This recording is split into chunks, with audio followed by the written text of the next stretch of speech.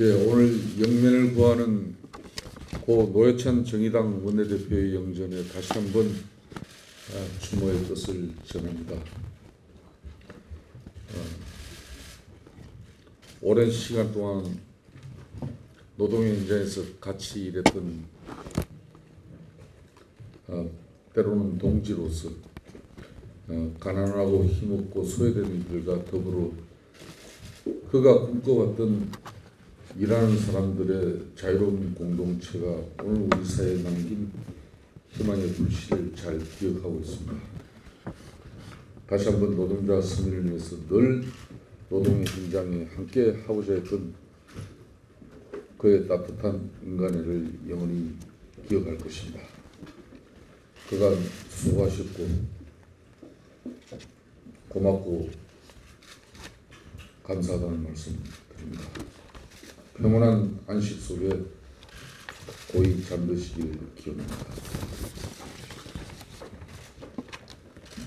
대통령께서 어제 기무사 문건과 관련해서 문제의 본질은 문건의 진실을 밝히는 것이라며 왜 이런 문서를 만들었고 어디까지 실행하려고 했는지를 규명해야 한다고 말했습니다. 동의하고 동감합니다. 왜 이런 문서를 만들었고 어디까지 실행하려고 했는지, 그리고 어떻게 이런 문서가 유출됐고 무엇을 의도하려 했는지 철저하게 규명되어져야 할 것입니다.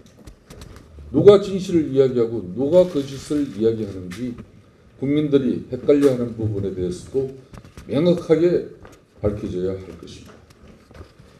아무리 조직의 기강이 무너지고 의식이 해이해졌다고 하더라도 국가의 안보를 책임지는 군조직이 이런 콩가루 같은 형태로 국민들을 불안케 해서는 안 될 것입니다.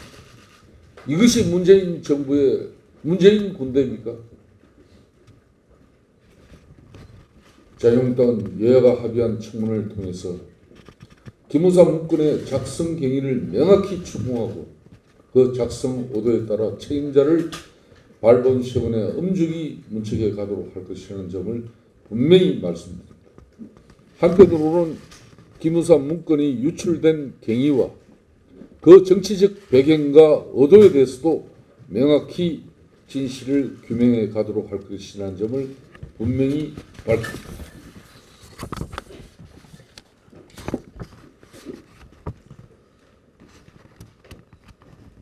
비단 기무사 문건뿐만 아니라 북한산 석탄 밀반입 의혹에 관련해서도 국정조사를 통해서 반드시 그 진실을 명확히 밝혀야 할 것입니다. 북한산 석탄을 실은 문제의 선박 이측이 국내 항구에 수시로 드나들었다는 의혹을 폭로한 미국의 소리 방송에 따르면 이 선박들은 지난해 10월부터 포항, 목포, 부산, 평택, 인천, 옥포, 울산항에 수시로 드나들면서 정박하고 하역한 입항 기록을 남겼다고 합니다. 대외적으로는 국제사회와 더불어 북핵 폐기 공조에 나서고 있는 마당에 이처럼 상습적이고 심각한 유엔 대북 제재 결의안 위반 사항이 정부의 방조 속에 묵인되어 왔다니 이는 국제공조나 신뢰 차원에서뿐만 아니라 국가적으로나 국민적으로도 대단히 심각한 문제가 아닐 수 없습니다. 군 기강도 느슨해지고 대북 제재도 느슨해지고 국제적 신뢰나 국민적 신뢰가 모두 느슨해지고 해이해져서는 결코 안 될 것입니다. 기무사 문건이 문제가 아니라 북한산 석탄 밀반입 의혹에 대해서 반드시 국정조사를 통해서 경위를 명확히 밝혀내고자 하는 게 자유한국당의 입장입니다. 이 북한 석탄 밀반입이 문재인 대통령의 탈원전 정책에 하륵 발전소의 전기 생산을 위한 원재료로 이 북한 석탄이 원활하게 공급되어지기 위한 문재인 정권의 탈원전 정책에 한 줄기 실상은 아니었는지 국민적 의혹을 감출 수 없다는 점을 분명히 밝혔습니다. 기무사 문건이나 북한산 석탄 먹지 않게 이재명 조폭 연루설에 대해서도 반드시 그 진실이 밝혀져요. 시간이 갈수록 풀리지는 않고 점점 더 쌓여져만 가는 이 의혹에 대해서 이재명 특검, 이재명 국정조사라도 해야 할 지경이라는 사실을 분명히 밝혀야 됩니다. 언제까지 문재인 정권이 자신들의 측근 인사로서 도지사가 되고 나면은 모두 면죄부가 되는 이 암담한 쇄성을 언제까지 이렇게 방치하겠습니까? 기무사에 이어 석탄에 더루킹에 밝혀야 할 의혹들이 줄줄이 줄지어서 있지만은 멀티플란 이재명 의혹도 국민적 의혹의 한 몫을 차지할 만큼 검찰이든 경찰이든 우선 나서서 진실을 밝히도록 해야 됩니다. 검찰과 경찰에 촉구합니다. 이 마지막 기회를 검찰과 경찰이 살리지 않는다면 국회는 엄중한 판단을 할 수밖에 없다는 걸 분명한 입장으로서 냅니다. 노회찬 대표의 서거 이후 더루킹 특검을 서둘러 마무리 짓자는 주장이 민주당을 비롯한 범여권 일각에서 제기되고 있지만 더루킹 특검은 이제 시작일 뿐이라는 점을 다시 한번 강조하지 않을 수 없습니다. 특검의 칼날은 아직 몸통 근처에도 가지 않았고 더루킹이 자진해서 감춰뒀던 USB를 특검에 제출한 마당에 수사는 이제부터 다시 시작이라는 점을 지적하지 않을 수 없습니다. 노 대표의 서거를 핑계 삼아 특검을 허지부지 덮으려는 시도는 노 대표의 명예를 두 번 훼손하는 일이라는 점을 민주당은 반드시 명심하기 바랍니다. 민주당의 이 장단에 춤추려고 하는 일부 언론에 대해서도 심각한 우려를 감추지 않을 수 없습니다.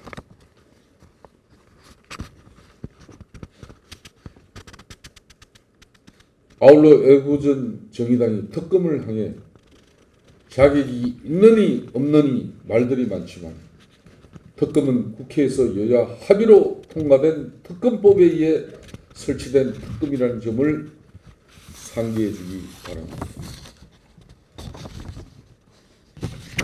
끝으로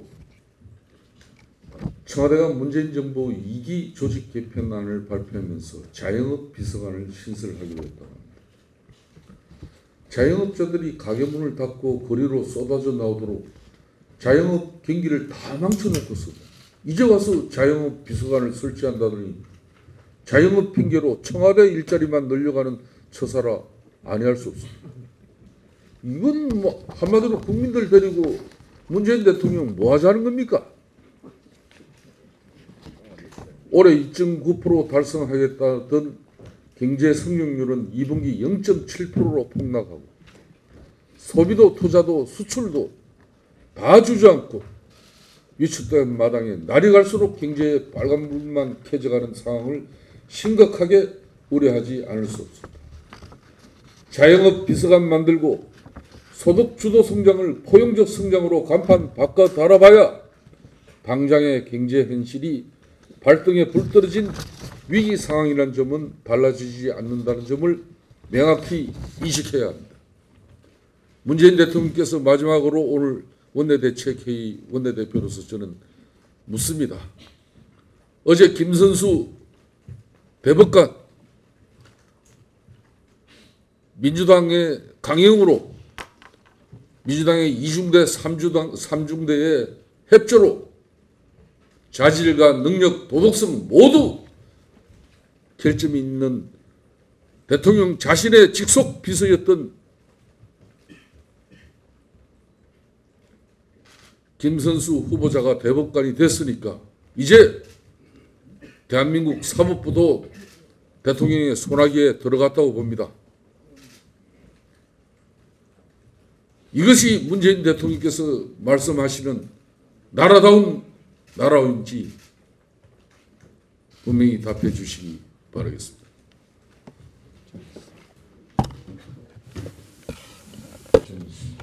우선 정책 자문단장이시고 우리 대통령 열심히 여러분들 이쪽이 여러분들과 잘 보이시지는 않겠지만 문재인 대통령이 어젯밤 호포집에서 만난 청년, 지난 겨울 시장 통해서 문재인 대통령과 소주잔을 기울인 바로 그 청년이었습니다. 세상이 좁은 것인지 아니면 탁현민 비서관의 기획력이 다한 것인지 문재인 대통령께서 언제까지 이런 쇼통으로 국민들의 마음만 가져가려고 하는 것인지 지켜보겠습니다. 다음 주 화요일 날 자유한국당 원내대책회의는 계속됩니다. 감사합니다. 오늘